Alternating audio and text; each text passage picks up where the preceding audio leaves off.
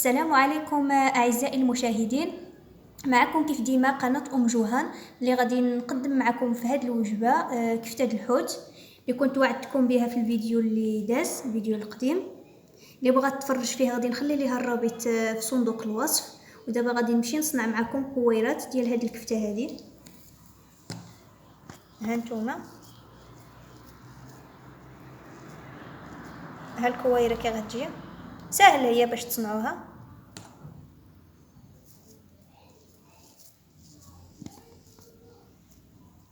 ها الكويره الاخرانيه كتجي بنينه بزاف، غير جربوها.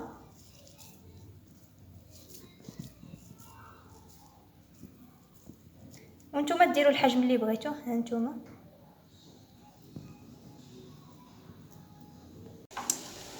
وها هما كويرات ديالنا ديال الكفته كيفاش ولاو البنات. ودابا غادي نمشيو ننتقلوا للطاجين.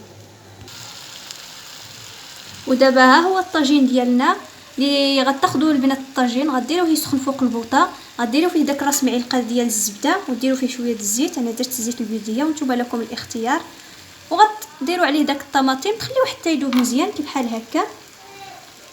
منين يذوب مزيان كما كتشوفوا معايا يولي على شكل صوص. وغادي تزيدوا عليه داك راس معلقه ديال حك عيشه اللي درناها في شويه الماء، تكبوها عليه. ها نتوما كي كيولي الطماطم ديالنا. دابا غادي نهزوا الكويرات ديال الكفته. اولا قبل كويرات الكفته غادي نزيدوا التوابل اللي شاركتها معكم. ها هما. والسكر ضروري البنات، دير واحد المعلقه صغيره ديال السكر اللي كتحيد الحموضيه ديال الاخر كما قلت معكم. تحيد ديك الحموضيه اللي كتكون في الطماطم. كما كتشوفوا الطاجين دغيا كيشرب الماء، تقدروا ديروا شويه الماء على الطماطم. دابا غادي نضيفوا الكويرات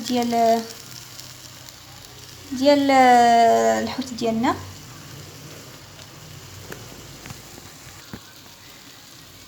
ودابا البنات بعد ما طابت المعطيشه ديالنا ضفنا عليه هذوك الكويرات ديال الكفته.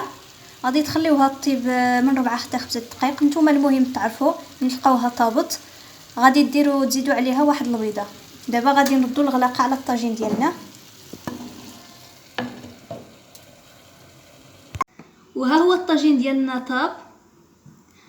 جوهان كتبغي تزيد عليه البيض، وانتم البيض بالنسبه لكم مساله اختياريه، تقدروا تزيدوه تقدروا ما ديروش.